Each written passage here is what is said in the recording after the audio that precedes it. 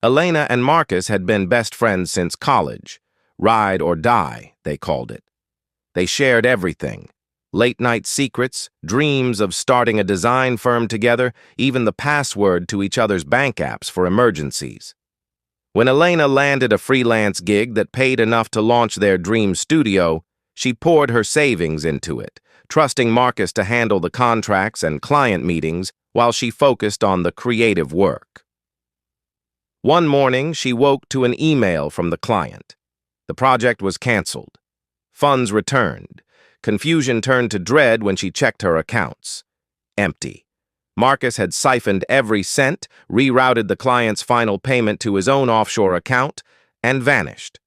A note waited in her inbox. "Sorry, Elle. Opportunity knocked louder for me alone. Don't bother looking, I'm gone for good."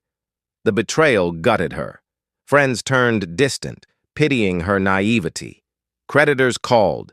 She sold her laptop, her furniture, slept on a friend's couch.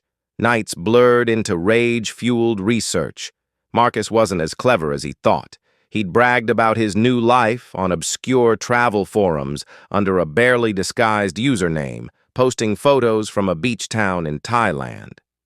Elena didn't call the police. They moved too slowly for international fraud, and the money was already laundered. Instead, she rebuilt quietly, took dead-end jobs, learned basic coding, scraped together just enough to buy a one-way ticket. 6 months later, she found him in a beachside bar, tanned and laughing with new investors, pitching the exact studio idea he'd stolen from her. He didn't notice her at first. She'd cut her hair, changed her style, adopted a new name for the trip. She befriended his circle slowly, charming them with stories of her own tech startup.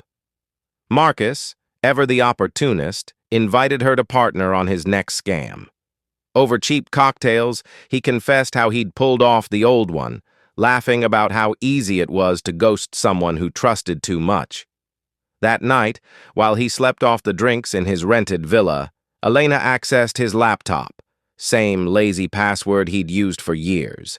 She transferred everything, not just what he'd stolen from her, but the fresh investments he'd swindled from his new marks, straight to anonymous accounts that routed back to the original victims, including herself.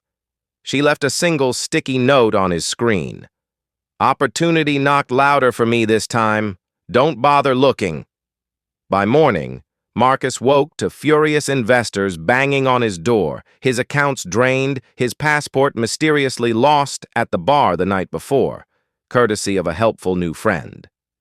Thai police weren't gentle with suspected fraudsters who couldn't pay bail. Elena flew home economy class, poorer in miles but richer in closure. She never started that studio. Instead, she became a freelance ethical hacker, exposing scammers like him, one betrayal at a time. Some trusts, once shattered, forged something sharper in their place.